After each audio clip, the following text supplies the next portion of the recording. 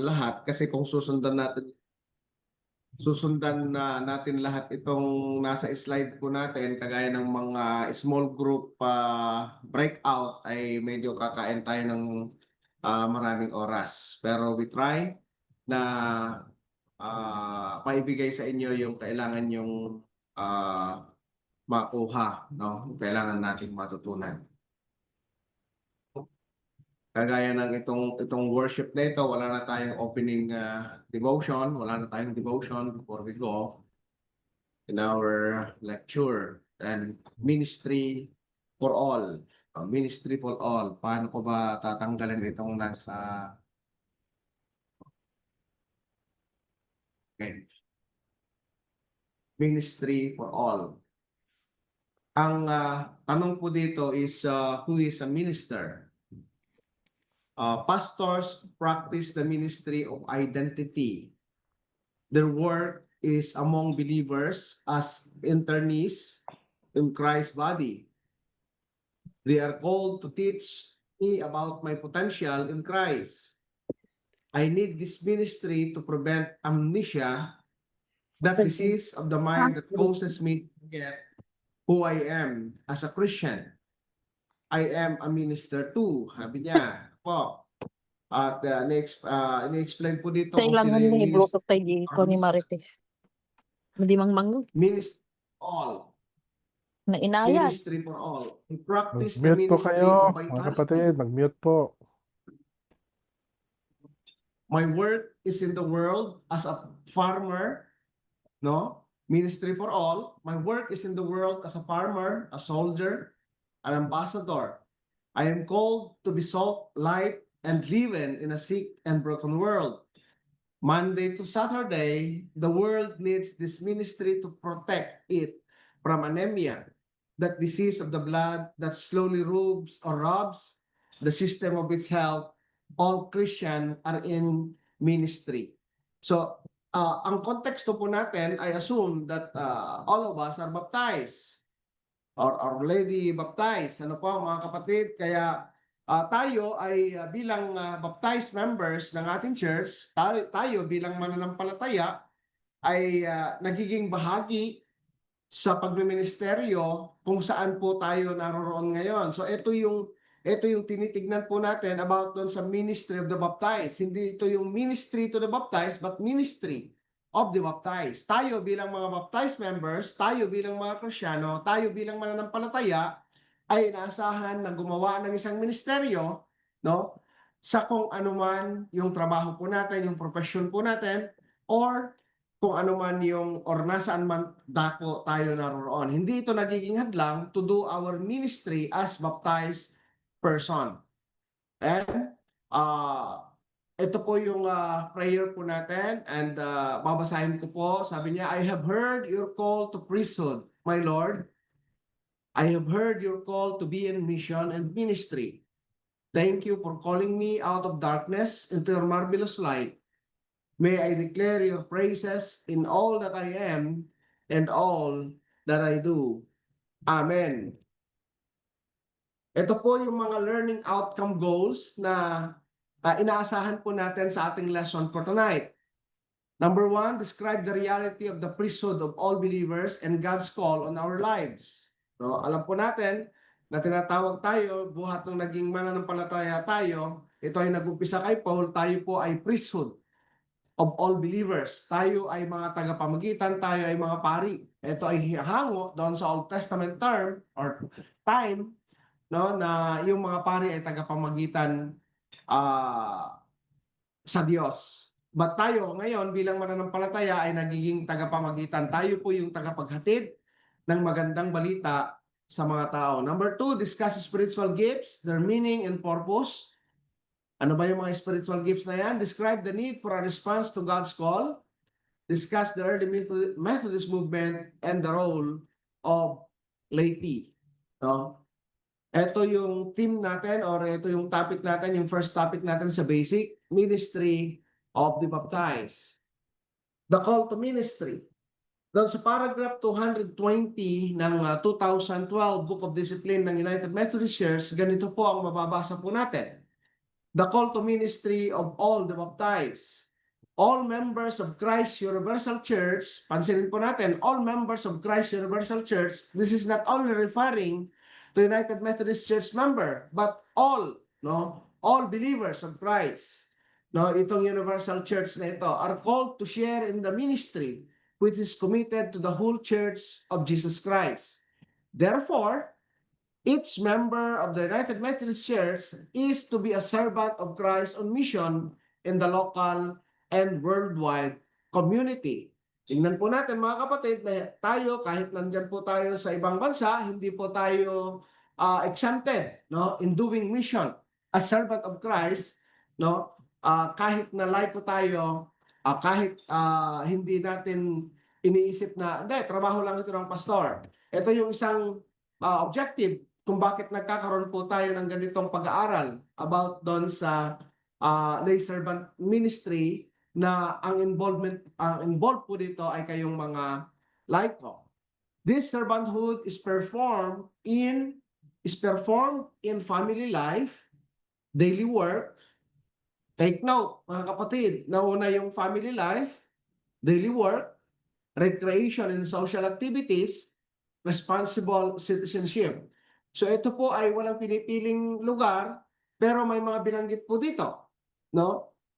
Even in our workplace ay hindi dapat nagtatapos ang ating ministry, no? Hindi natin iniiwan sa bahay, hindi natin iniiwan sa simbahan ang ating ministeryo at hindi natin iniwan dito sa Pilipinas. And I thank God and I praise God, mga kapatid, dahil sa inyo dyan sa Israel na nagkakatipon kayo ngayon bilang isang bahagi ng katawan ng ating Panginoong Hesus. The stewardship of property and accumulated resources, the issues of corporate life in all attitudes toward other persons. Ito yung call ng ministry as provided ng Book of Discipline ng United Methodist Church. Participation in discipline groups such as covenant discipleship groups or class meeting is an expected part of personal mission involvement. I don't know kung nagkakaroon po tayo dyan ng mga covenant discipleship groups or mayroon kayong mga class meetings or mayroon kayong ibang tawag po rito doon sa mga ginagawa po natin. No? Mayroon kayong mga devotions, mayroon kayong mga worship services except yung Saturday or regular worship na ginagawa po natin. Meeting is an expected part of personal mission involvement. Each member is called upon to be a witness. No? Each member is called upon to be a witness. Tayo po ay tinawag upang maging witness, no, for the Christian in the world, for Christ in the world, a light and driven in society and reconciler in a culture of conflict. Each member is to identify with the agony and suffering of the world and to radiate and exemplify the Christ of hope. So, lahat po tayo ay tinawag, no? Lahat po tayo ay nag-response doon sa tawag na iyan nung nag-decide po tayo na mabautismuhan sa pangalan ng Ama, ng Anak at ng Espiritu. And ito po ay pagsisignify ng isang pagtanggap ng grasya ng Panginoon at ganoon din ng responsibilidad na hindi nagtatapos yung grasya ng pagliligtas ng Diyos sa atin, kundi magpapatuloy ito saan man dako tayo naroroon. Now, mga kapatid, ito po yung mga Wesleyan emphasis po natin kung bakit nasasabi po natin yung mga previous slides na ito, mga kapatid, yung katatapos lang na slide.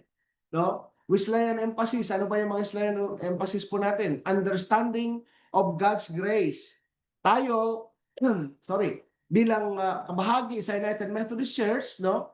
Naniniwala po tayo doon sa prevenient grace. Ano ba ang ibig sabihin ng prevenient grace? God at work before we know it. So bago pa natin makita, bago pa natin maintindihan na kailangan natin yung justifying grace ng ating Panginoon, ay gumagawa na ang Diyos sa buhay po natin. Tinatawag nating prevenient grace, no? Ito ay nagtatrabaho na ang Diyos na hindi pa natin alam. This is prevenient grace sa ating doktrina bilang United Methodist Church. And sunod, justifying grace. We are saved, we believe that we are saved by God's grace. No, dahil sa ating pananampalataya. hindi sa ating sariling gawa na mababasa po natin sa Ephesians chapter 2 verses 8 and 9. No, justifying grace. Kapatid, after na makonvict po tayo dahil doon sa paggawa o pagtatrabaho ng Diyos, bago pa natin maintindihan na kailangan natin yung kanyang pagliligtas, mga kapatid, ay alalahanin po natin na ang lahat ng ito ay through God's grace. Yung sanctifying grace, God's power over sin. Ito yung sanctifying grace. Hindi natin kayang trabahuin ito, but ito ay ginagawa at tinatrabaho ng Diyos para sa atin. Ito yung sanctifying grace ay God's power over sin. Faith evidence by work of piety and mercy. Scriptural holiness. Ano ba yung scriptural holiness na meron po tayo? Kung sinasabi nating acts of piety and mercy, ito po ay hindi lang nagpapayaman ng kaalaman, hindi nagpapabanal sa atin yung salita ng Diyos sa pamamagitan ng Biblia, pero ipinapakita natin ito, no, na ginagawa natin ito. So ito ay call to action in our faith. Ito yung evidence na mayroon tayong pananampalataya. The same with the social holiness, mga kapatid, yung practice of obedience to Jesus Christ, love God and love to people. Love God and people. Ito yung Wesleyan emphasis, mga kapatid, na maaaring narinig na natin, ulit nire-refresh natin ngayong gabi, mga kapatid. Now, as a connectional church, tayo bilang United Methodist Church ay connectional. Alam po natin yan. Alam nyo, ngayon ay mayroon na namang nalalasan naman ang bagyo, yung O1 dito sa Pilipinas, at marami na namang naapektuhan. Dito, nararamdaman po natin yung we are connected as United Methodist Church in the Philippines. We are connected to the global church ng United Methodist Church through OMCOR. Ngayon po ay mayroong project ang OMCOR, no? Na sumusuporta, tumutulong sa mga naapektuhan ng bagyo. At isa po tayo doon dahil na-appoint po tayong ad hoc committee nung wala pang chairman ng DMO.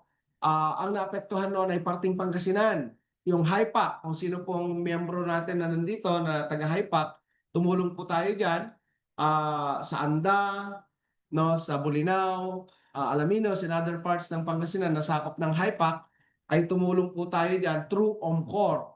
At tayo po ay mayroong permanent grant na na-approve.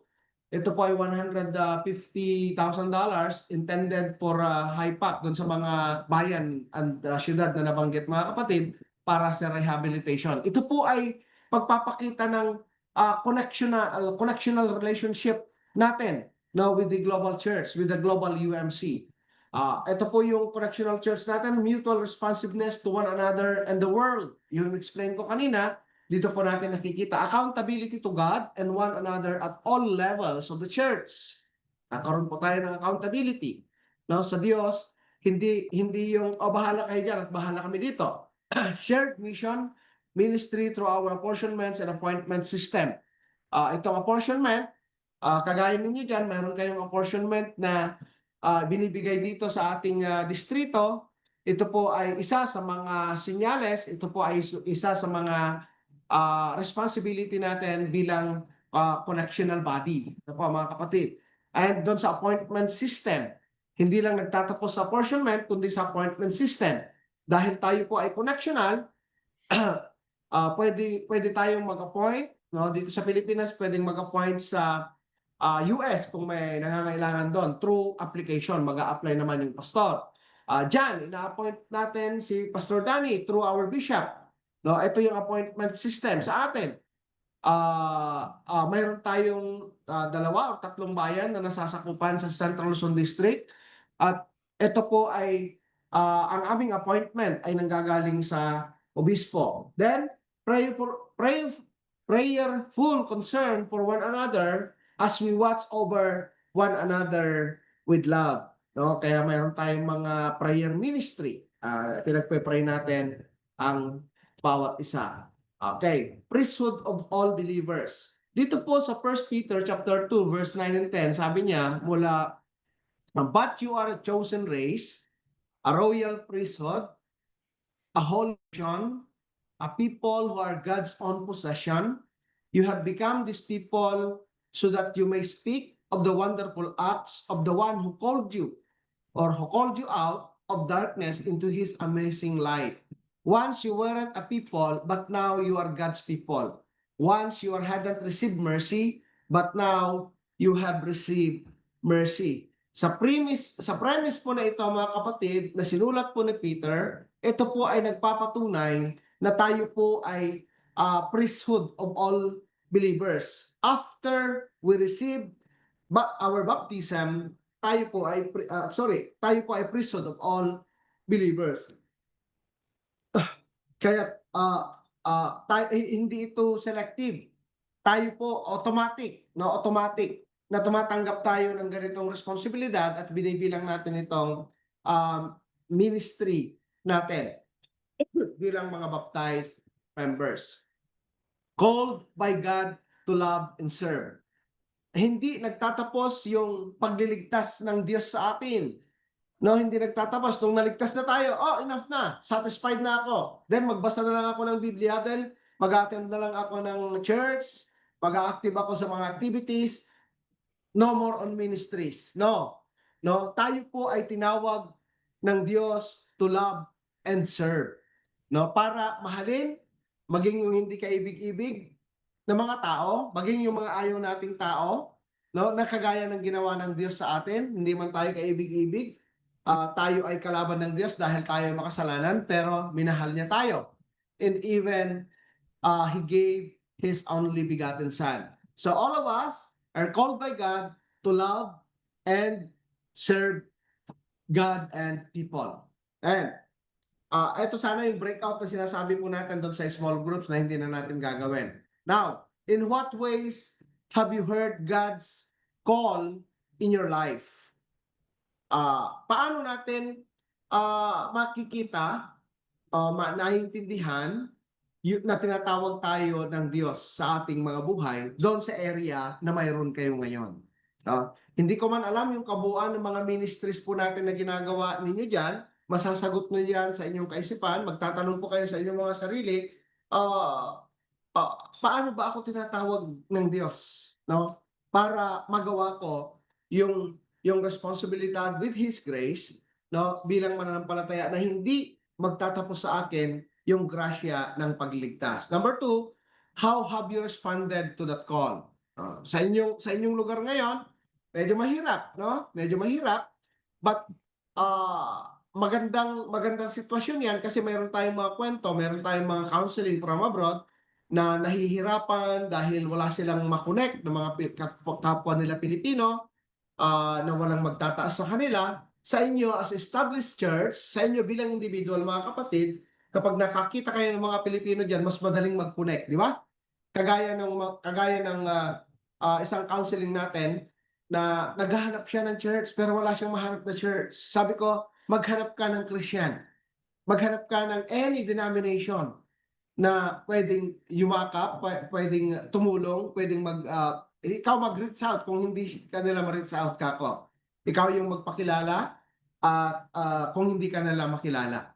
But eto, ang tanong po sa atin, how have you responded to that call? Baka mayroong nakapaligid po sa atin na naghahanap ng ganitong sitwasyon kagaya ng counseling po natin. No? Baka mayroong mga tao diyan sa Israel, may mga Pilipino diyan, and even mga foreigner or even mga nandyan na mga Jew, mga kapatid na nangangailangan sa ating mga ministries bilang mga baptized members. Then number 3, what gifts do you sense that you have for the ministry of all Christians? Mayroon akong nakikita diyan sa inyo yung mga magaling maggitara, magaling kumanta, magaling mag-liturgies, magaling dito sa pag-set up ng isang ministry na ngayon sa ating panahon, magaling mag-set up sa mga ganitong virtual meetings or seminars or devotions or worship service, mga kapatid. Itong mga gift na ito ay ginagamit natin o kailangan nating gamitin para sa kapurihan ng Panginoon. Walang tao, walang mananampalataya, especially na walang gifts and talents. Then, I encourage everyone to use those gifts and talents na ibinigay sa inyo ng Diyos para sa kanyang kapurihan. Ito, spiritual gift. You aren't missing a spiritual gift while you wait for our Lord Jesus Christ to be revealed. Now, the meaning and scope of spiritual gift. Gifts are for service. Yung mga gifts natin, mga kapatid, and talents are for service. For service para sa Diyos at para sa tao. No? God assigns and empowers. Wala naman tayong kakayahan eh. No? At minsan, hindi ako mahilig mag-volunteer.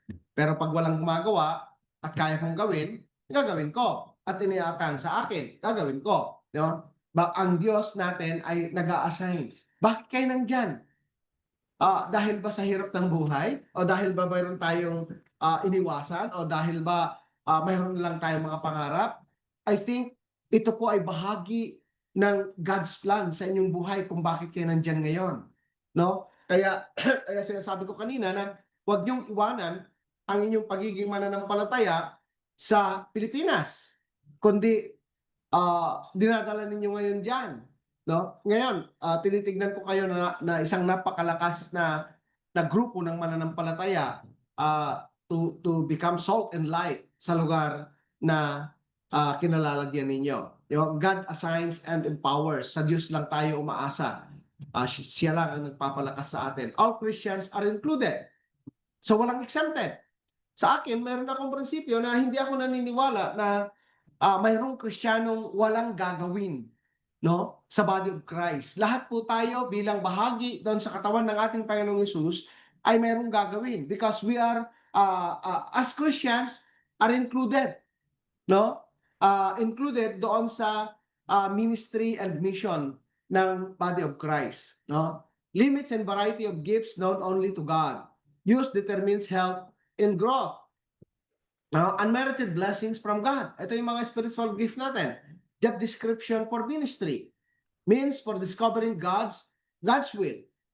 Guarantees of effective service. Means to effective efficient service. Securities for health and growth. Revealed presence of the living Christ. Guarantor of lasting results. Maaring itong mga nabanggit na ito ay nandito yung mga spiritual gift na mayroon po tayo. Spiritual gifts are not acquired or natural talents. Ito ay bahagi sa grasya ng Diyos na pinaglilingkuran po natin, yung spiritual gifts na mayroon po tayo. Kaya kung ito'y grasya ng Diyos, gamitin po natin para sa kanyang kapurihan. No? Spiritual gifts are not acquired skills or natural talents. Ito po ay regalo ng Diyos sa atin. No? Roles of offices for self-gain or division, no, are not rules of offices. Hindi ito yung estado na meron po tayo. For self-gain or division, no, fruit of the Spirit, the same for everyone. No, the same for everyone. Mayroon tayong unique special gifts, mga kapatid, especially pag pinag-usapan po natin yung about the spiritual gift. Mayroon tayong mga unique gifts from God. Kagaya ko pa mga kapatid, pagkanta, hindi niyo ako mapapakanta, pero mahilig akong makinig ng kanta. No? Tignan po lang po natin yung mga spiritual gifts na mayroon po tayo upang gamitin natin para sa kapurihan ng Panginoon. The role of the laity and the ministry. Ano ba yung role natin bilang laiko? No?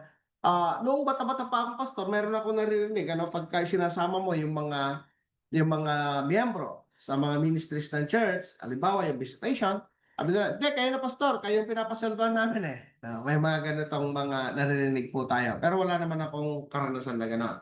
Now, ano ba yung role of the laity sa ministry ng church? Faithful ministry. Under paragraph 130 ng Book of Discipline 2012, the people of God who are the church made visible in the world must convince the world of the reality of the gospel or leave it unconvinced. There can be no evasion or delegation of this responsibility. The church is either faithful as a witnessing and serving community, or it loses its vitality and its impact on an unbelieving world. So dalawang bagay po ito. Kapag ang iglesia, tayo as body of Christ ay hindi naging responsible doon sa role natin as baptized, as laity, mga kapatid, failure ang church. No? Pero pag ginagawa natin ito, magbo-boom ang church. No, magbo-boom ang church. At alam niyo ba na kagaya po ng naranasan ninyo doon sa mga tao na ginamit ng Diyos para ma-organize kayo diyan with Pastor Danny and some members na kasama ninyo ngayon, mga kapatid, panito, nag-aalab sa puso natin. No? Kapag tinawag ka ng Diyos, naranasan mo yung kanyang pagliligtas, hindi yun nababaliwala. Na hindi yun nawawala kahit saan ka man. At kahit ano man yung ginagawa, mayroong alab upang maging asin at maging ilaw tayo sa komunidad at sa mga taong ating nakakasalamuha. Could you imagine, mga kapatid, na kung yung church na kinabibilangan po natin, yung mga pastors, mga deaconesses, mga laiko ay naging tahimik sa kanilang pananampalataya, nadadagdagan ba yung mga mananampalataya? And this is a challenge for us all. No? Kung hindi nagtapos sa kanila yung ministry, no, yung role nila ay hindi nagtapos, hindi ginawa nila, mga kapatid, tayo rin naman ay gagawin natin upang yung produkto po nito ay lalo pang dumami yung kagaya natin na sumampalataya, no? Kilala niyo itong mga founder po natin, the Wesleys, si Samuel, Susana, John, at saka si Charles, no? Okay. Itong mga ito ay ginamit ng Diyos, no, upang hindi upang gumawa ng United Methodist Church, hindi upang gumawa ng church, kundi ginamit po sila upang maipahayag ang magandang balita. Pero alam niyo, pag pinag-aralan niyo yung kwento ng mga ito, mayroong mga pag-aaway din dito. Hindi sila perfect, no, hindi sila perfect. Pero mayroong mga bagay na karanasan po nila na nagtulak upang lalo pang lumakas yung movement. Yung movement na nag-umpisa sa kanila na ngayon ay pinakikinabangan na natin bilang United Methodist Church. Ito yung isa sa mga parang covenant discipleship nila na tinatawag nating Holy Club, no? The Holy Club in Session, engraving by okay. Ito yung kanila, no?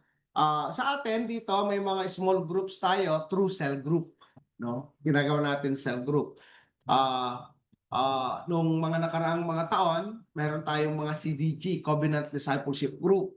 Sa Baguio City First United Methodist Church, where I assigned for 4 years, mga kapatid, napakarami naming CDG doon. Hindi lang sa mga UMYF, kundi napakarami sa WCS and even sa UMM and MIAF. At ang mga ito ay nami-maintain at nanganganak, no, nanganganak sila. Dito, ito yung konsepto ng Holy Club noon, no, na ina-adapt natin ngayon. Ito yung mga ministry natin sa may small groups. I don't know kung possible sa inyo na magkaroon kayo ng mga small groups or big gatherings na lang kaagad. Okay, the preacher. By 1791, Methodism nearly 75,000 members, and Wesley had averaged 4,000 miles annually on horseback and preached more than 40,000 sermons. Sa panahon na laging ginagawa ni Apo Wesley, mga kapatid, pero mo yung 4,000 miles, I don't know kung ilang kilometro ito. No? Pero annually, no, ito yung travel niya at nagkakabayo siya. Ngayon, motor na. Ngayon, 4 wheels na yung ginagamit ng mga workers. Siya, nagkakabayo siya at nagpipreach siya ng 40,000 sermons. Grabe, ano? Yung 40,000 sermons. At alam niyo ba na product na tayo nito? No, doon sa paulit-ulit na ginagawa yung ministeryong ito, mga kapatid, tayo ngayon sa ating panahon ay naging product na nito. Itong inumpisahan ni John Wesley, no? Exhorters, class leaders, leaders of the class or band meetings.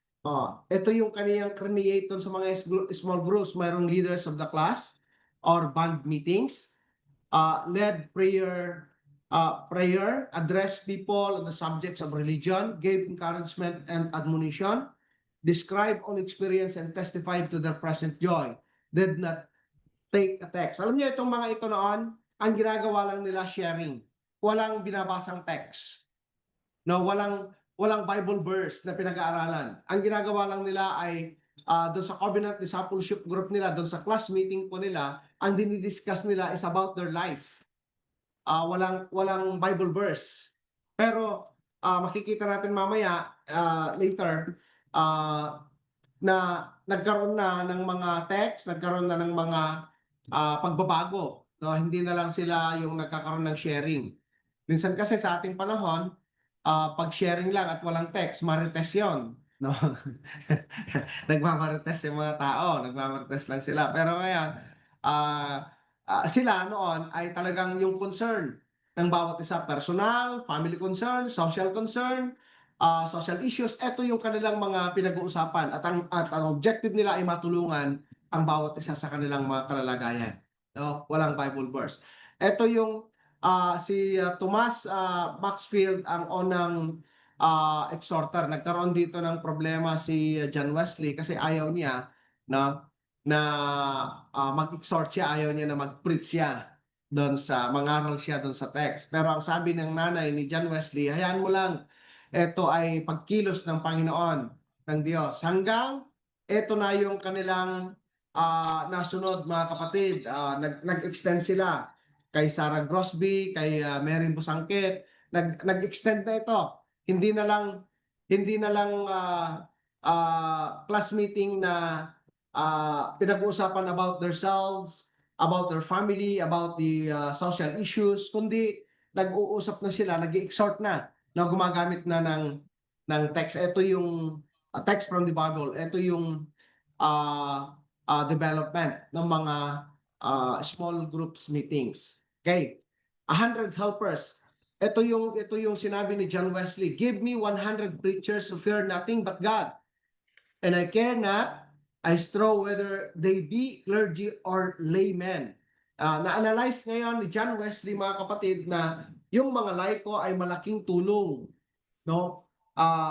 Upang mas mabilis na mapalaganap at mapalawak yung paghahari ng Diyos. Kaya hindi na lang sa mga clergymen ang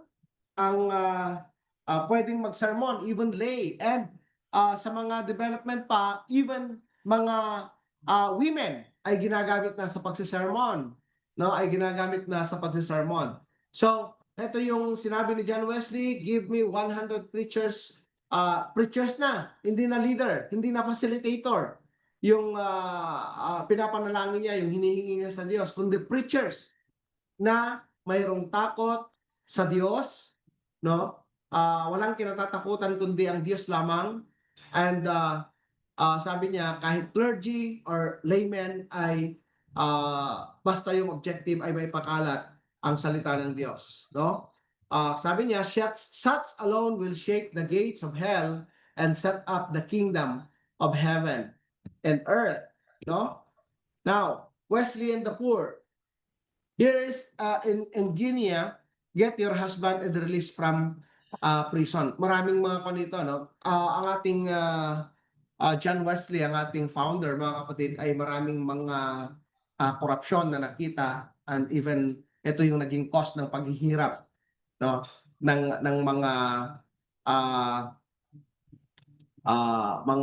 tao.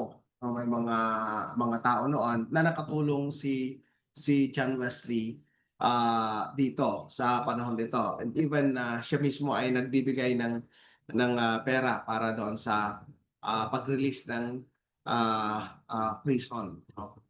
Ng isang nakakulong. Ito naman doon sa mga small group breakout, sana tayo dito, pero hindi na natin gagawin. What does it mean to you to be a member of Christ Royal Priesthood? Ano yung ibig sabihin natin? Tayo ba para ba tayong magmamalaki lang na anak ako ni Mayor? Anak ako ng Diyos. Pag anak po tayo ng Diyos at tayo po ay belong to the royal priesthood of believers, mga kapatid, ay mayroong nakaakibat na responsibilidad sa ating mga balikat na kailangan nating gawin. How do you experience the priesthood of all believers? Mga tanong po ito, no? How do you experience the priesthood of all believers?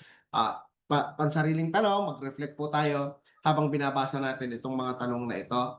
And what mighty acts of God could you proclaim? Sa inyong buhay ngayon, ano ba yung mga ginagawa o ginawa ng Diyos at ginagawa ng Diyos na pwede niyong i-share, no? Huwag niyong itago sa inyong mga baol yung mga ginagawa ng Diyos sa inyong mga buhay. I-testify niyo po ito kasi tayo ay mga witnesses. No, tayo po ay priesthood ng mga tao. Tayo po ay tagapamagitan, no, ng Diyos sa tao. Tayo po ang nagdadala ng magandang balita at sinasabi natin ito at ipinapakita natin ito sa ating mga buhay. Where does ministry happen? It happens in our daily activity. It happens in our daily activity.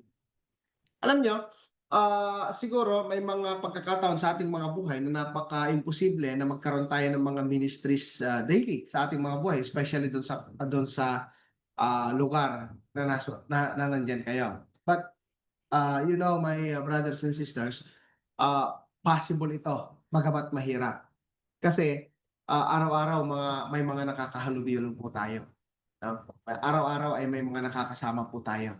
Kahit hindi man tayo magsalita na, i-accept mo si Christ. Pag nakikita nila na tayo ay mayroong signs, na tayo po ay binago, na tayo po ay transformed, people of God, mga kapatid, nagkakaroon po tayo ng impact sa kanilang buhay. And we are doing ministry. No, intentionally, ipakita natin sa tao na tayo ay mananampalataya. It happens through new initiatives. Ano ba yung mga initiatives natin? Ako, mayroon akong pinapangalap since my youthhood na pastor, mga kapatid, yung ministry of invitation. Mag-invite ka lang. I-invite mo lang ang Panginoong Hesus sa kanilang mga buhay. Oh, hali kayo, mag-church tayo. Hali kayo, mag-Bible study tayo. Hali kayo, mag-share tayo. Alam niyo ba, mga kapatid, na kapag nag-invite po kayo ng 100 at pumunta yung isa, that's good. At yung 100 na in-invite mo at walang pumunta, good pa rin. Bakit? Kasi nag-invite ka. Pero pag hindi ka nag-invite, wala kang aasahan, no? Kahit isang darating. Pero maging bahagi ito ng ating buhay, maging bahagi ito ng ating ministry, no? So, nangyayari yung invitations pag nagkakaroon po tayo ng initiative sa ating mga sarili. Why not invite? No? Bakit hindi natin kayang i-invite yung iba sa Panginoon? Then it happens through groups and institutions. No? Saan man tayo naroon, it happens through the church, through you and through me. Nangyayari ito, itong mga ministry na ito, sa lahat ng mga binanggit na ito or sa mga lugar pa kung saan po tayo naroon every day. Okay? Patapos na tayo, mga kapatid. Masyado akong mabilis. Masyado akong mabilis sa 33 slides. No? So tingnan po natin, mayroon po tayong sharing, mayroon po tayong time to ask questions before na pumunta po tayo sa closing prayer po natin, mga kapatid. So bigyan po natin ng pagkakataon ng bawat isa para po makapagtanong o makapag-share doon sa mga bagay na ating pinag-aralan o narinig. Sir Danny, kung meron po tayong mga tanong, ibigay lang po natin. Yung mga kapatid, thank you po, DS, sa napakayaman po na lecture about the ministry of the laity. Ganun din po sa mga karagdagang kaalaman na nilagdag sa amin about the grace of God, about the history of Methodism. Ganun din yung katungkulan ng bawat isa sa pangangaral ng salita ng Diyos, saan man tayo makarating. Mga kapatid, DS, ako po yung kuan. Sige po. Sino po ang may katanungan, mga kapatid? Open po na po sa ating pinag-aralan.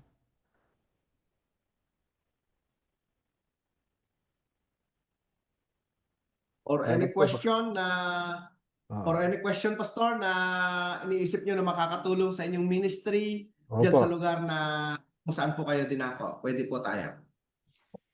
Sige po.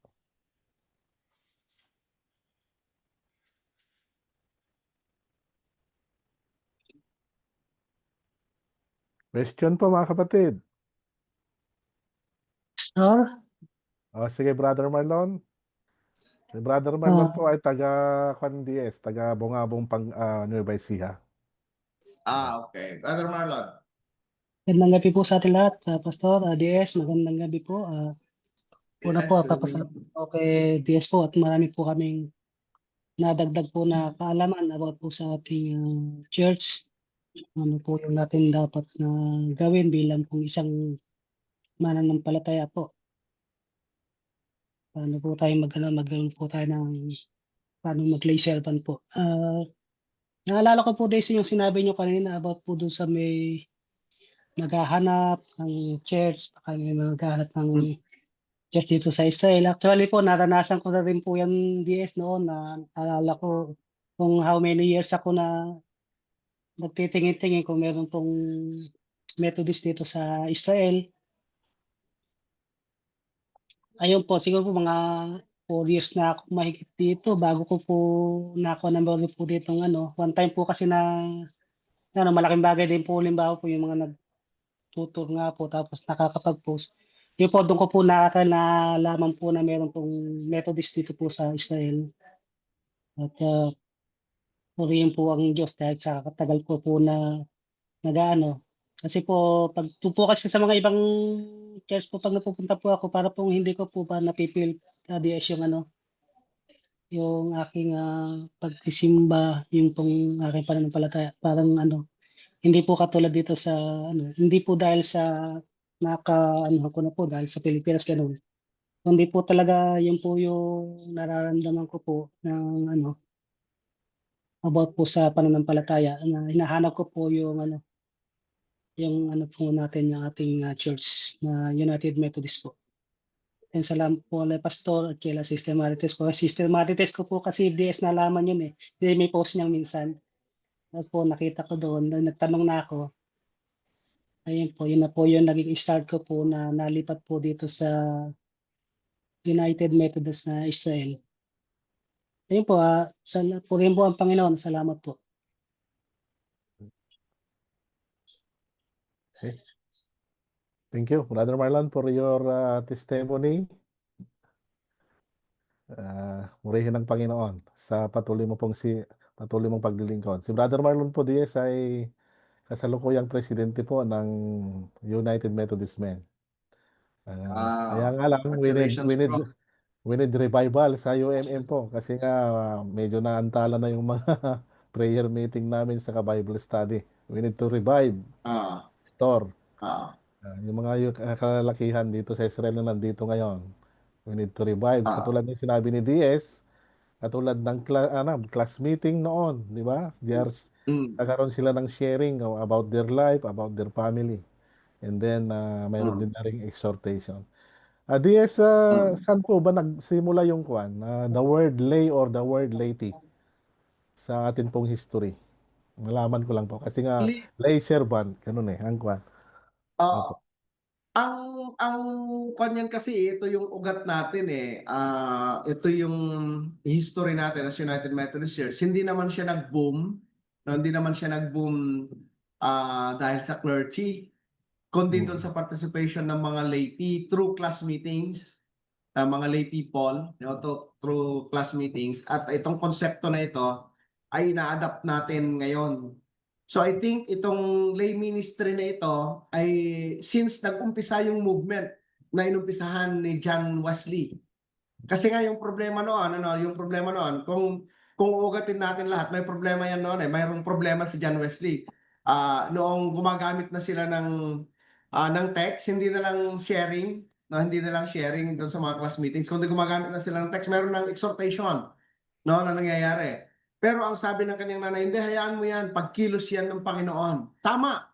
Kasi lalong dumami, lalong nag-spread out. At hindi na lang nalimitahan para sa mga clergy ang pagsisermon. Kasi ang kaisipan nila noon, ang sermon ay, ang pagsisermon, pag-exhort ay para lang sa clergy. No? Ngayon, nung ginawa ito ng isang laiko, ito ay pagkilos ng Panginoon para mas lumawak, mas mabilis yung paglawak ng gospel. Hanggang dumating sila, mayroon ng mga nag-preach na kababaihan. Na mayroon nang nag-preach ng mga kababaihan. No? So ito ay ito na yung buhay natin bilang United Methodist Church, mga kapatid. Kaya itong ministry of the baptized, no, ay patungkol sa lahat ng mga laiko, sa ating lahat. Kagaya ng testimony ni Brother Marlon, nakita niya yung post yata ni Sister Marites na mayroong ganitong church, mayroong ganitong pagtitipon. Ito ay isang ministry. Yung sinasabi ko kanina, kapanahonan natin ngayon, ginagamit natin itong social media to promote Christ, to promote the gospel, to extend the kingdom of God. No? Gaya nito, mayroong naging product, baka hindi lang si Marlon. And even us, meron tayong ibang mga talent na pwede tayong gamitin, na pwede tayong gamitin ng Diyos. Yung ang sinasabi ko, yung invitation, through invitation, kailangan lang nating maging intentional. So yung laity po, mga kapatid, ito yung nag-umpisa na ito noon pa. Noon pang bago mabuo yung United Methodist Church, mga lay movement pa lang noon. At dito malakas ang United Methodist Church. Ito yung pinababalik natin ngayon na kaugalian natin. No, kasi hindi lahat kaya ng pastor. Kahit diyan sa setup mo, Pastor Danny, kahit diyan sa setup mo, of course, nagtatrabaho ka din, nagtatrabaho sila. Kapag nagkaroon tayo ng partnership with them, pagkatapos nito ay malilisensyahan sila, pwede silang mag-preach. Pwede silang mag-gather ng mga groups.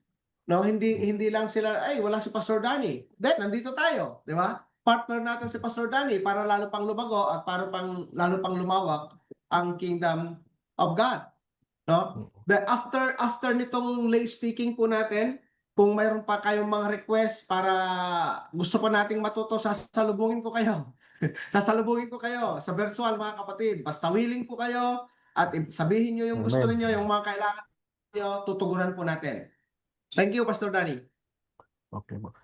So this ang kwan po, so the word lay in the word laity, yan na ang pagtawag noon sa mga church member sa panahon ni John Wesley sa Anglican Church siguro. Kasi doon sa mga ibang church yata, hindi naman ganun ang pagtawag sa mga membro nila. Halimbawa sa ibang church, hindi nila tinatawag na laiko. Tayo lang yata, sa pagkakalam ko. Ganun po ba, DS? Yung observation din ninyo sa panahon natin ngayon. Lay people, tinatawag din ba sa Ah, born again o kaya sa ibang church? ah, sa palagay ko wala, tayo lang. Mhm. Tayo lang. Tatak natin yan Opo. bilang United Methodist Church. Mm. So lay, ibig sabihin lay church member. Ano po? Kung Yung mga laity, church members. kung laity, Mm-mm. that is the plural word for lay. Ano po? Kapag laity na, Mm-mm. mas Yung group. group. Okay Lay po. people or laity, yun yung term, lay people or laity. Mhm. Thank you po, DS, sa confirmation. Opo. Question po mga kapatid. Sister Lady, mayroon po kayong katanungan? Kapatid na Ate Lady, sino po?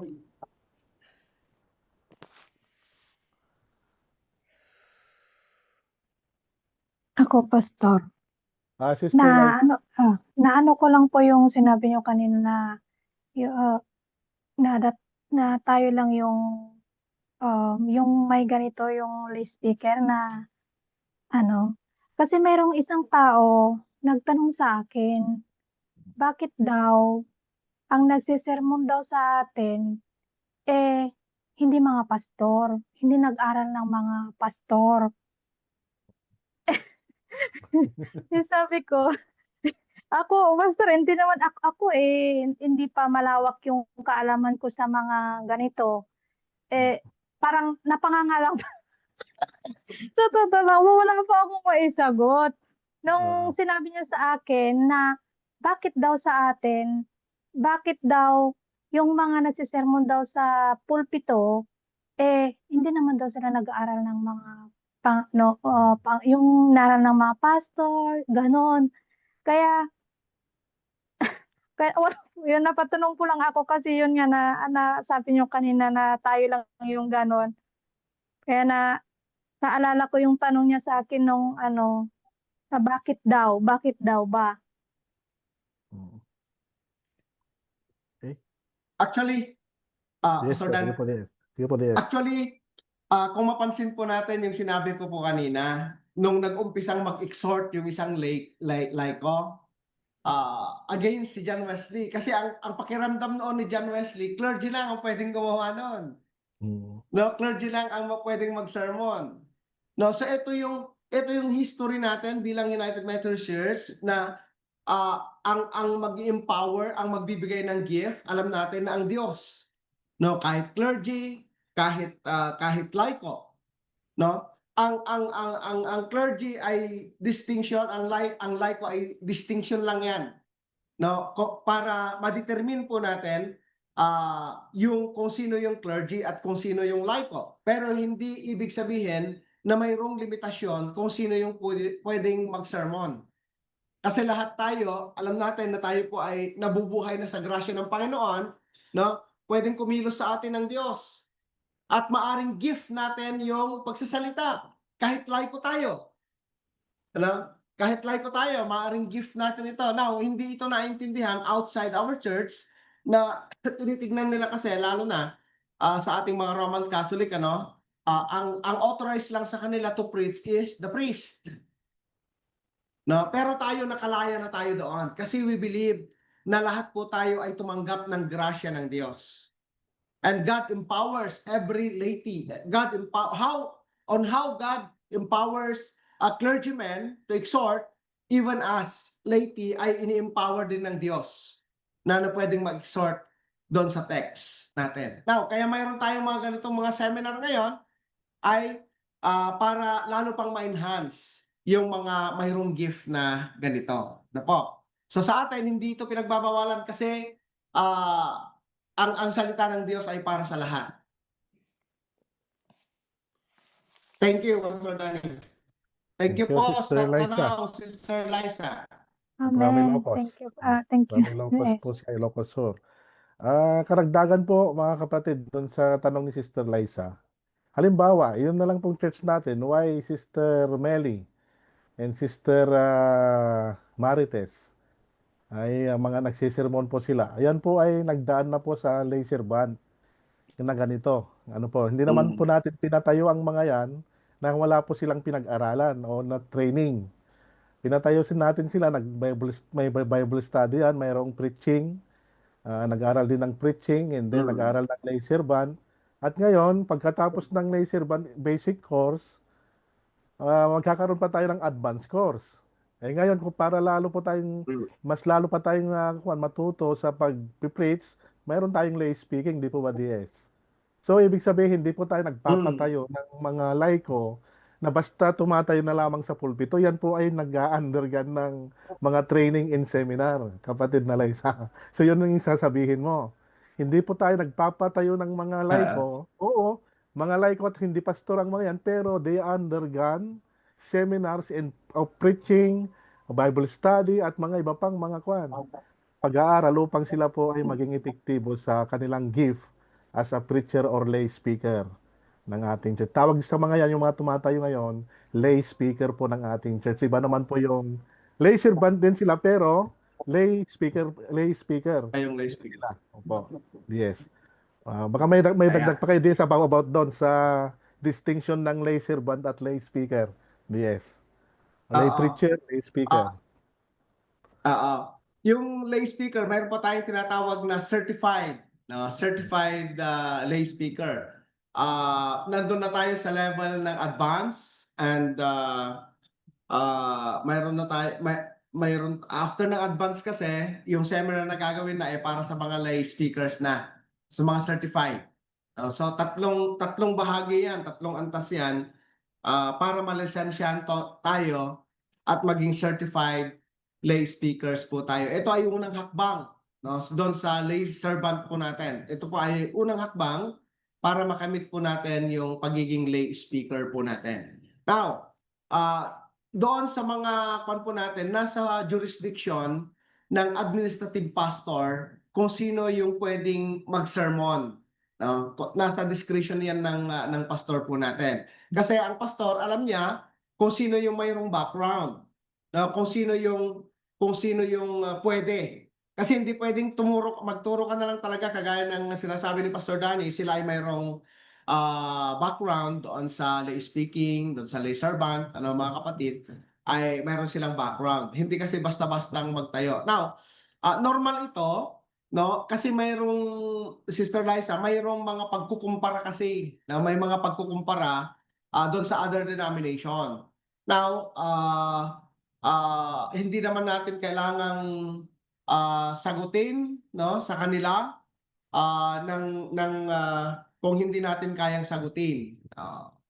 Kwan lang natin is ginagawa natin ito, clear po tayo na maging ang mga laiko ay pwedeng gamitin ng Diyos na mag-exhort. Pero tayo, sa United Methodist Church, dumadaan tayo sa mga training, no? Sa mga seminars. Thank you, Pastor Danny. Po, DS. Meron pa po bang katanungan mga kapatid? Follow-up question? Sister Liza? O sa mga iba pang mga kapatid? Open po. Tawagin natin ulit si Ate Leti. Nakabukas po siya. From Cagayan. Isabela. Kagayan. Ah, magandang gabi DS, magandang gabi Pastor at Hello po. magandang gabi sa lahat. Very interesting lecture. Itong ano yun, priesthood of believers.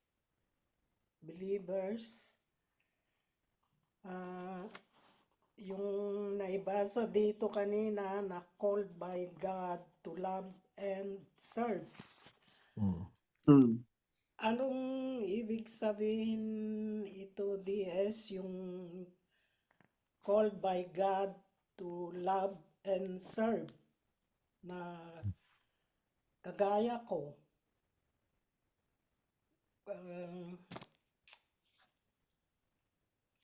paano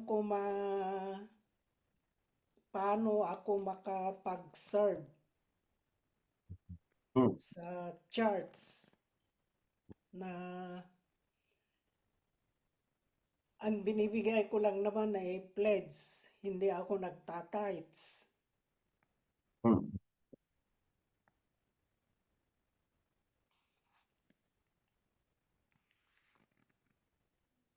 Yun na po, Ate Leti. Question niyo? O, sige. Pastor. DS. Sige po.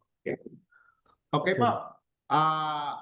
Tayo pong lahat, noong naranasan po natin yung grasya ng Panginoon sa grasya ng pagligtas ng Panginoon, mga kapatid, ay mayroon na tayong tungkulin. To love and to serve. Sir. Yan yung kan natin. Paano ba tayo magmahal? Mayroong mga bahagi sa banal na kasulatan na sinasabi ng ating Panginoong Hesus na mahalin mo ang iyong kapwa kagaya ng pagmamahal mo sa iyong sarili. Paano natin ginagawa ito, yung pagmamahal sa kapwa? Pagka bibili ka ba ng magandang damit, bibilhan mo rin yung kapwa mo para maipakitang mahal mo siya? No? No? Yung pagmamahal na sinasabi ng Diyos sa atin, mayroon pa akong sasabihin pala, bago yung kanya, kasi yung pagkatapos ng pagmamahal sa kapwa, mayroon pang sinabi ang ating Panginoong Hesus, mahalin mo ang iyong kaaway. Ang hirap nun. Ang hirap doon sa buhay natin bilang mananampalataya, maraming mga tanong, paano ko mamahalin ang aking kaaway? Kaaway ko nga siya. No, kaaway ko nga siya. Paano ko siya tatanungin? Doon pa sa love muna tayo bago doon sa serve. Now, kapatid, hindi mo naman kailangang paglingkuran, hindi mo naman kailangang bigyan yung mga taong ito upang maipakita na mahal mo sila. Ang bagay na pwede mong maipakita na mahal mo sila ay huwag mo silang pag-isipan ng masama, especially yung mga kaaway po natin. But ipag-pray mo sila. No? One way of giving our love to them is to pray. To pray for them. Yung ipanalangin natin sila sa Panginoon na sana maranasan din nila yung naranasan po natin. Mahal na natin yung ating mga kaaway. No, hindi natin kailangan magipagplastikan na pag nakaharap mo yung gumawa sa ng hindi maganda, I love you with the love of the Lord, no? Ang maganda ron ay huwag ka lang nag-iisip ng masama para sa kanya. Ang isipin mo ay i-bless siya ng Panginoon. Maranasan din niya ang Panginoon. No? Then, paano tayo maglilingkod? How to serve? Ang sabi ni Ate Leti kanina, yung pledge ko lang naman ang ibinibigay ko, hindi yung tithes. Ano? Ang giving is one way of serving God, mga kapatid. One way lang po ito ng paglilingkod natin sa Diyos. Now, in terms of financial giving, depende po yan kung paano natin kinikilala yung Diyos natin. Bakit po hindi natin maibigay yung tithes? Ano yung mga reasons? Bakit pledge lang? Of course, alam niyo yan. That depende yan dun sa conviction po natin. Mayroon pong tanong sa akin noon nung nag-lecture ako about stewardship, especially dun sa finances, giving of our finances. Sabi niya, saan po ba ako magta-tithes, pastor? Sabi niya, sa gross ba o sa Net. net? Neto. Sabi niya, ano, figure yung pinag-usapan eh. Ang sagot ko, saan mo ba gustong pagpalain ka ng Diyos? Sa net ba o sa gross? Yan. So depende yan dun sa gusto mong pagpalain ka ng Diyos. No, yun yung binibigay natin. Yun yung ibigay po natin. Actually, Ate Leti, you are serving God through giving your pledge. Nagsaserve ka sa Panginoon dun sa pagbibigay mo ng pledge. Alam mo ba yung pledge na ito ay maraming napupuntahan na ministry ng church? Alam mo ba na ito ay maraming natutulungan and service po yon na nanggagaling sa inyo, isa sa inyo, no? Nanggagaling sa inyo na bahagi ka dun sa church na mayroon ka o kung nasaan ka. No? And ang paglilingkod natin po kasi ay hindi lang sa Diyos. Serving God is to serve people. To serve God is to serve people. Paano tayo makakapag-serve sa people?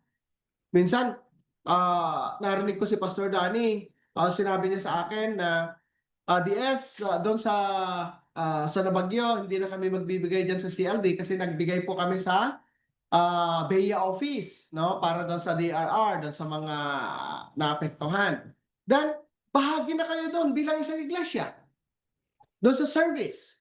Now, kung gusto mo pang madagdagan yung service naman, pag-aralan mo ang iyong sarili. Ano pa ba yung pwede mong gawin doon sa to serve God, no? Doon sa mga gifts and talents na ibinigay niya sa iyo.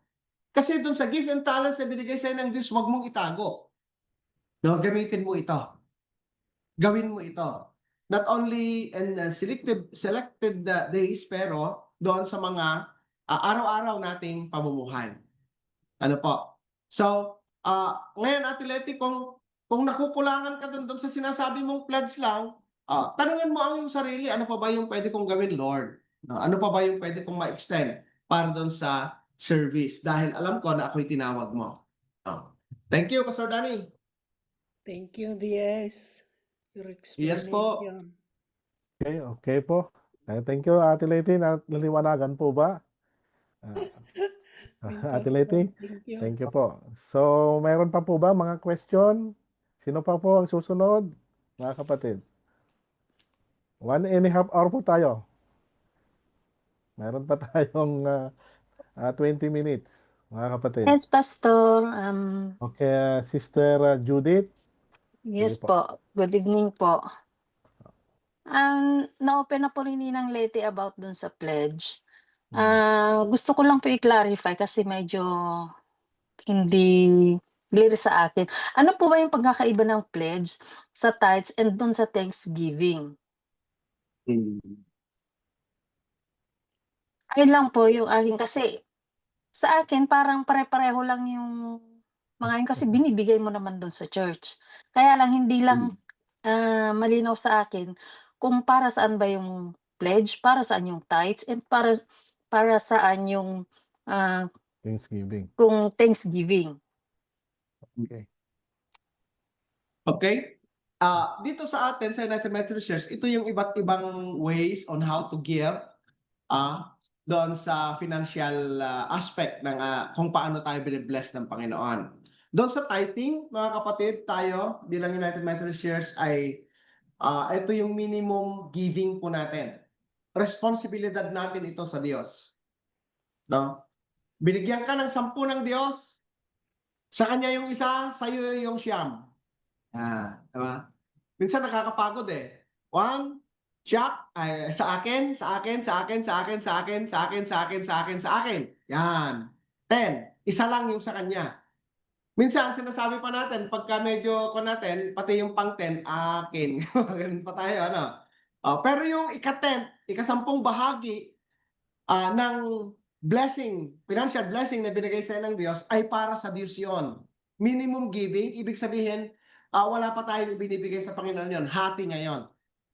Kung doon sa stewardship life po natin ay kinikilala po natin na ang lahat ng nasa atin ay galing sa Diyos at sa Diyos. No? Galing sa Diyos at sa Diyos. We are not the owners but we are the managers. And hoping that all Christians are good managers, good stewards doon sa mga pinagkatiwala sa atin ng Diyos. Now, halimbawa, kung mayroon sana tayong lupa, no? Mayroon tayong pinapasaka, mayroong kanya na hatian yan na 70% o 30%. 70 yata yung nagsaka, 30% yung may-ari ng lupa, no. Now, mga kapatid, pagkatapos ng anihan, 30% yung usapan ninyo, ang binibigay lang niya is 20%. Gusto mo? Dahil ikaw sa iyo yung lupa, 20% lang kasi nalugi ako. Gusto mo ba? Or ipipilit mo yung 30% na ibibigay niya kasi yun ang usapan po natin. Yan. Pangalawa, itong 10% na ito na binibigay natin sa Panginoon, ito ay bahagi. Bahagi lang niya ito, no? Kagaya ng example na sinet ko sa inyo. Yung sa pledge po natin mga kapatid ay iba sa tithes. Ang tithes ay sinusukat mula doon sa kung paano tayo blines ng Panginoon. Mayroong numerical consideration. Yung ika-10 bahagi ng blines sa iyo ng Panginoon na tinanggap mo. Yung pledge ay decision mo yon kung magkano. Kasi pwede kang mag-pledge ng in-kinds. Pwede kang mag-pledge ng finances. Halimbawa, may pangangailangan ng church. O sige, mag-pledge ako ng ganito para matugunan yung pangangailangan ng church. Ito yung pledge. Ang other term ng pledge is promise. Ang tithes ay obligation, hindi yan promise. Obligation natin yan sa Panginoon. Ang pledge ay promise. O sige, I pledge na magbibigay ako ng ganito. Yun yung pledge. Sa ating United Methodist Church, bahagi ito ng sources ng receipts po natin, tithes at saka pledge. Now, yung Thanksgiving. Ano yung Thanksgiving? Pinagpala ka ng Diyos. Sobra-sobra yung pagpapasalamat mo sa Diyos. Mayroong part dun sa worship na Thanksgiving Him, and that is the time na ino-offer natin yung ating mga Thanksgiving sa Diyos. Either finances or time, no? Hindi naman ibig sabihin na lumapit ka sa altar at mayroon kang ibibigay kaagad na Thanksgiving. Pero kung nararamdaman mo na kaya mo at gusto mong magbigay dahil blessed ka ng Panginoon, that's it. So itong 3 bagay na ito ay magkakaiba. Pero iisa lang yung objective natin, to glorify our God. No, to glorify our God. No, kung bakit natin binibigay yung tithes natin, bakit tayo nagbibigay ng pledge, bakit tayo nagte-Thanksgiving, ito ay para i-glorify natin ang Diyos, mga kapatid. Maraming salamat, Pastor Danny. Okay, thank you po. Nasagot po ba, Sister Judith, yung katanungan po Salamat ninyo? po, DS. Opo. Pastor. Ayun. So, hindi po nangangahulugan, mga kapatid, na every week magbibigay tayo ng tithes natin, pledge natin sa Thanksgiving. Hindi po ganun ang ibig sabihin nun. So, yung tithes po natin, if you are convinced about sa tithing, kasi may kanya-kanya kasi tayo ng level of faith. Di ba, DS? Yung iba talagang hindi pa kayang ibigay. Kasi nga kulang pa ng pangunawa yung iba. Or education or pangunawa. Yung pledge naman, yung talagang may papangako mo lang every month na pang-suporta mo sa church. Ano po, pwede rin yon. Yung Thanksgiving naman, kapag may nag-birthday ka, occasional lang naman yan eh, occasional, nag-birthday yung asawa mo, anniversary ninyo, so nagpapasalamat ko, ibig sabihin Thanksgiving offering. Pero hindi nangangahulugan that every time we come to the church, we give tithes, we give pledge, we give Thanksgiving, hindi po ganon. Ano po? Pero ang talagang regular, those who believe in tithing and believe in the covenant of God, Yun po talagang regular po yung ating pagta-tithes. Ano po. So pero yung pledge nasa sa inyo na po yon. Kung ito po ay monthly or quarterly, nasa sa inyo po yon. Ano po. And then yung Thanksgiving, every week naman po, every day, meron tayong dapat ipagpasalamat sa Diyos. Kaya po, meron po tayong dapat i-offer about sa Thanksgiving. Ano po. Thank you po. DS, mayroon pa po bang katanungan or follow-up question po? Mga kapatid, magtanong po kayo.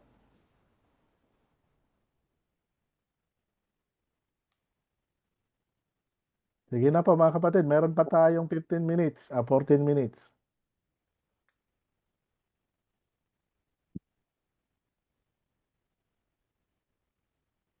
Ako po, DS, may katanungan kasi dito sa amin po sa Israel, sabi nga ninyo that Christian ministry is a ministry for all Christian. Ano po? The ministry of the church, the mission of the church is for all Christian members. Yun nga po lang, kasi nga OFW kami rito, magkakaiba po kami ng sitwasyon sa trabaho po namin. Ah, kung kaya't hindi po namin magaya yung katulad doon sa activeness ng mga miyembro na katulad ninyo dyan sa Pilipinas. Halimbawa, sa akin po, nakakapag-day off lang ako ng oras every Saturday from 4 p.m. to 11 p.m. po ng gabi. Saturday po yon. Yung mga ibang kapatid naman po, nakakapag-day off lang ng once a month. Ano po? At mayroon din yung mga kapatid na occasional lang nakakalabas kasi nga hindi po sila pinapalabas. Maaaring ganun o kaya yung situation ng kanilang trabaho. That's why yung mga programa ng BEA, from BEA to conferences to district to local, hindi po namin pwedeng i-apply dito. Kasi nga po yung situational situation po namin. Meron naman po yung mga members po natin na mga kwan, yung mga cleaners natin o kaya may mga amo na live out sila. Sila po yung mas may oras. Ano po? Kasi nga nakakauwi sila sa bahay nila. Kami po mga karamihan, majority of us ay nasa stay-in po kami. Ano po? So, yun po yung kwan. Paano kaya ang ginagawa po namin, nag-online Bible study kami. Nag-online prayer meeting. And then, about sa Ministry of Invitation, so kwan na po yun, personal ministry po yun. Kaya tulong-tulong na lang po sa pag-i-invite doon sa atin pong worship service ng Friday and Saturday. Ano po. Kaya yun po, nagkakaroon po kami ng pag-uunawaan maging sa aming mga church officers, kasi mga officers sila, kami, pero talagang yung service namin hindi full. Hindi full time, talagang hindi namin may bigay. Para lahat po ay part-time talaga. Wala pong nakakapag full time sa amin sa serbisyo sa mga kwan po namin position and even in our ministry as lay of the church. DS. Yun po yung amin pong sitwasyon dito.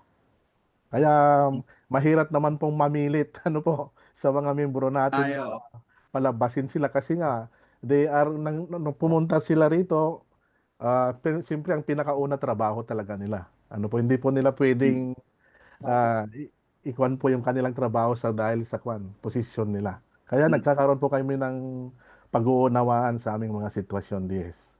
Yun lamang po. Thank you po.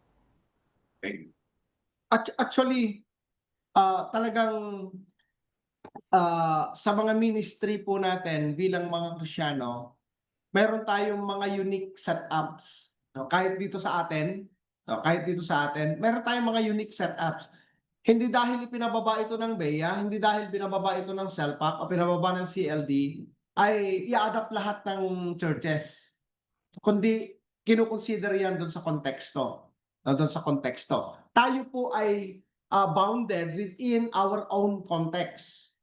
Now, doon sa konteksto po natin, doon tayo mag-iisip kung ano ba yung gagawin natin upang makapag-ministry tayo. No, upang makapag-ministry tayo. na hindi nasasakripisyo yung source ng living po natin. No, kasi yung konteksto ninyo, ito yung dahilan Ito yung dahilan. You are not missionaries na pumunta diyan. Pumunta kayo diyan para maghanap buhay. But it so happen mga kapatid na kumilos ang Diyos na buo kayo. No? Nabuo kayo bilang isang iglesia. At alam niyo ba na ito ay ministry na ginawa ninyo doon sa konteksto na mayroon kayo ngayon. No? Nandyan ka, Pastor Danny, nandyan yung mga lay, no? Nag-isip kayo, nagplano kayo, pinalangin ninyo, ginadar ninyo, then 12 years na ba kayo? Then nagpatuloy kayo. Ngayon nga mga kapatid, mayroon kayong 25 na nandito sa screen or 26 pa yata. No? Kasi may doble. Ang hirap kayong mag-gather. No? Pero ito alam ko pagod na pagod kayo. Dahil nasa trabaho kayo, kaya galing kayo ng trabaho, kaya hindi ko pwedeng sabihin pagod din ako kasi ito yung time ninyo. No? Nagsasalubong tayo doon sa ministry, doon sa availability, doon sa konteksto na mayroon tayo. Now, hindi naman natin nagiging dahilan na nandito kami bahala na. No, pag-uwi namin sa Pilipinas, doon na lang kami mag-church. Pero hindi, 'di ba? Itong ministry ng All Christian ay ginawa ninyo. Meron kayong cooperation sa isa't isa. Nagsalubong kayo doon sa na mayroon kayong pangangailangan at nagsalubong kayo doon sa mga gift and talents ninyo, kaya na-organize kayo. Sa akin, more than enough yun para i-appreciate at para saluduhan po kayo. Now, mga kapatid, ang hirap kayang meron pa rin kayong mga mayroon pa rin kayong mga yung sinabi mo kanina Pastor Dan na meron kayong mga online Bible study, online meetings, ginagawa ninyo 'yon. Mga kapatid, ang hirap kaya 'yon. Now, ang gusto lang nating makita ng bawat isa sa atin, hindi niyo iniwan yung ministry niyo dito since na tinanggap ninyo ang ating Panginoong Hesus bilang Panginoon at Tagapagligtas, kundi ginagawa ninyong oportunidad lahat. Nasaan man kayo, ano man ang inyong ginagawa. Sabi ko nga kanina, kahit may amo ka, di ba? May amo ka, di ba? Ngayon, kung ipinapakita mo yung buhay mo bilang binago ng ating Panginoon sa Kanya, that is ministry. No? Pinapakita mo na transform ka ng Panginoon. No, may mga kwento kasi ng mga nangangamuhan, mga kapatid, especially in Singapore, sa mga Chinese. Ang hirap daw ng iba na amo pakisamahan. No? Pakisamahan, ang hirap. Now, yung isang Kristiyano na pumunta ron, nagtiis siya mga kapatid. Alam niyo ba na hindi niya sinagot yung amo niya ng 5 years? Kahit na mali yung ginagawa ng amo niya sa kanya, yung tinatrato siya, hindi siya sumagot, tahimik lang siya. Ang ginagawa niya, nagpe-pray siya. After 5 years, mga kapatid, itinuring siyang parang anak ng pamilya. No? Then, isinama na siya sa church nila. Alam niyo ba na UMC, na Methodist pala itong pamilya na ito, pero ganun nila tratuhin yung kanilang Then later, isinama na nila sa church at itinuring na siyang parang anak. Until now, mayroon silang magandang relasyon. Bakit? Ipinakita niya, nagising sila. Ipinakita niya na kahit mali yung ginagawa nila, hindi siya lumaban, hindi siya nagpakita ng anumang reaksyon. That is ministry. Upang ipakita si Jesus. Maalala po natin ang ating Panginoong Jesus. No, ginawan siya ng hindi maganda, pero anong ginawa niya? Hindi naman siya nag-retaliate. Nanatili siyang umibig. One way of doing our ministry, pag nagte-testify po tayo about our transformation. No, about our transformation na naranasan na mga kapatid. Like kong sinasabi sa inyo na saludo po ako sa inyo dahil bagamat mayroon kayong mga trabaho, busy-busy, magkakaiba kayo ng oras, nagagawa pa rin ninyong mag-gather para sa Panginoon, para magpalakasan po kayo. And I extend always my congratulations and thanksgiving ko kini Apo Dios iti biyagyo ko kapsat. Yan lang, Pastor Nani. Thank you. Thank you po, DS. Baka may gusto pa pong magtanong. Last one po. Mayroon pa po ba? Mga kapatid? Pastor. Okay po, si Ate Meli po ang atin pong lay leader. Good evening everyone. Good evening and Boker Tov dyan sa Pilipinas, DS. Yes. So, maraming salamat po sa napakagandang pag-aaral sa gabi ito. And sana lahat tayo na-bless ngayong gabi. Amen. So, gusto ko lang i-expound sa sinabi ni John Wesley. Yung, di ba sabi niya, DS, give me a 100 preachers. So,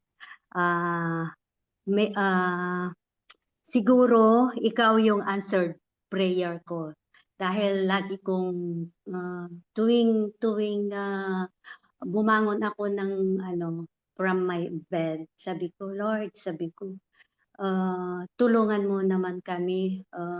Sana marami naman mag-respond na magiging trabahador sa sa ministry mo dito sa Israel. Sabi ko kasi kung minsan DS I am not always available, lalo na ngayon yung aking alaga alagain na. And then si Sister Marites meron naman din importanteng bagay na kanyang pupuntahan. So para sa akin kung minsan parang nagigilt ako pag nagre-resist ako na hindi ako sa church. So parang ito yung yung parang answered prayer, ito yung pag lecture mo sa amin.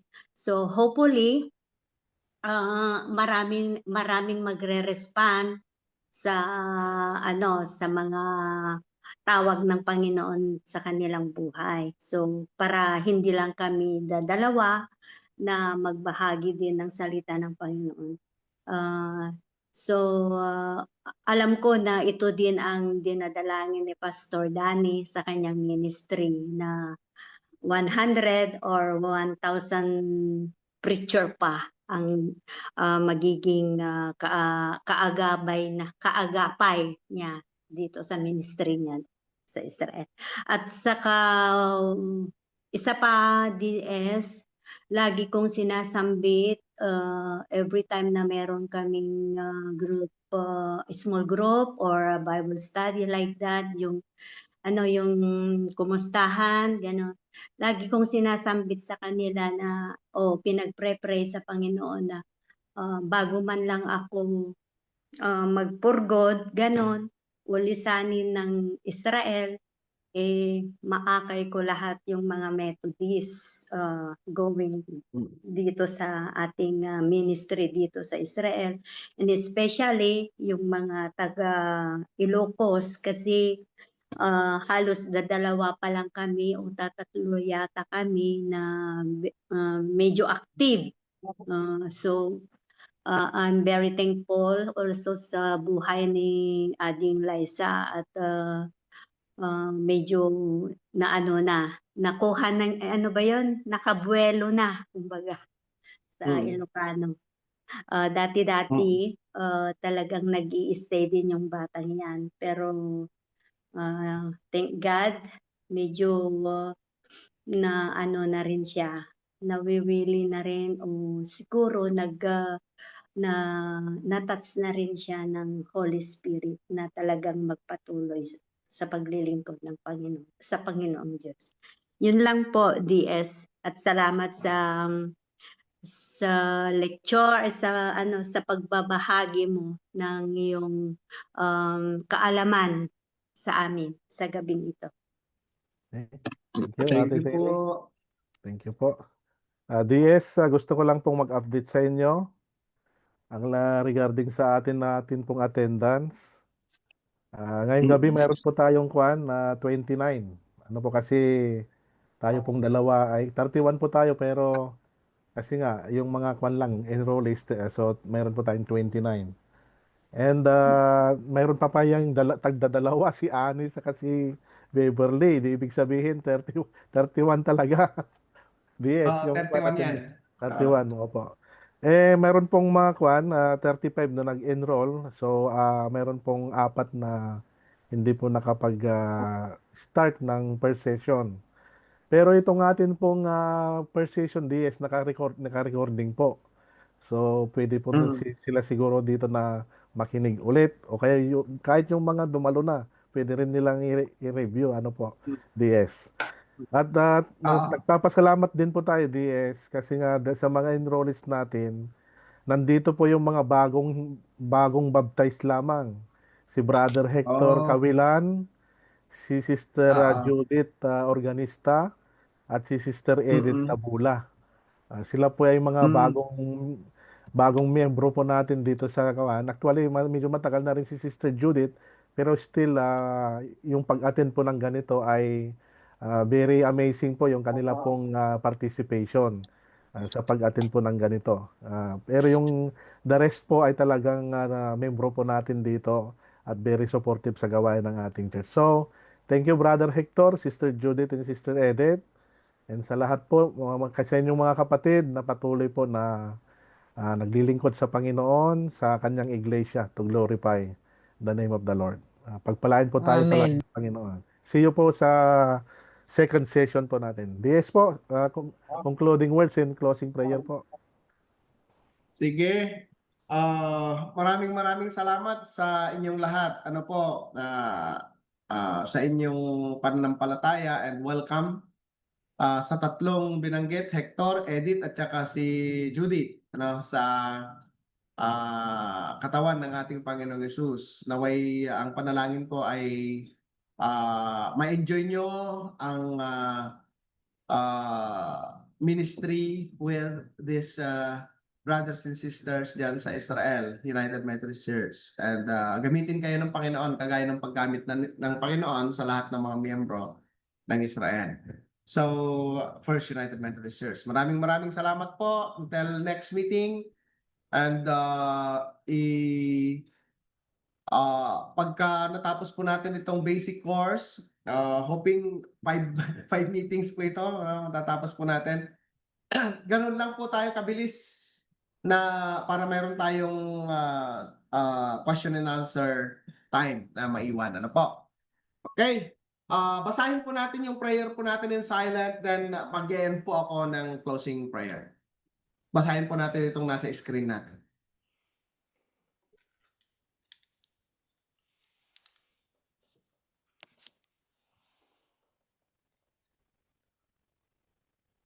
Dakilang Diyos, kami po ay nagpapasalamat sa inyo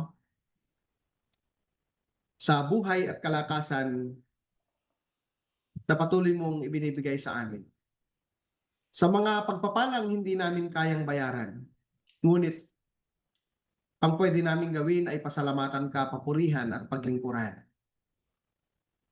Hindi lang para sa aming kapakanan, kundi upang maipakita sa iba, mahikayat sila na sila'y maging mananampalataya rin na kagaya na. Sa lahat po ng nakasama namin ngayon sa online virtual fellowship lecture about ministry of the baptized, hindi sapat dakilang Diyos na dumami ang aming kaalaman, ngunit ang hamon ay nagpapatuloy na gawin po namin yung mga bagay na aming natutunan. Dahil sa konteksto ng church na mayroon po kami, ay hindi lang kami nagpapayaman ng kaalaman, kundi ang mga bagay na aming nalalaman at natututunan ay aming ginagawa. Ito po yung fruit ng aming pananampalataya. Ito po yung landmark ng aming pananampalataya.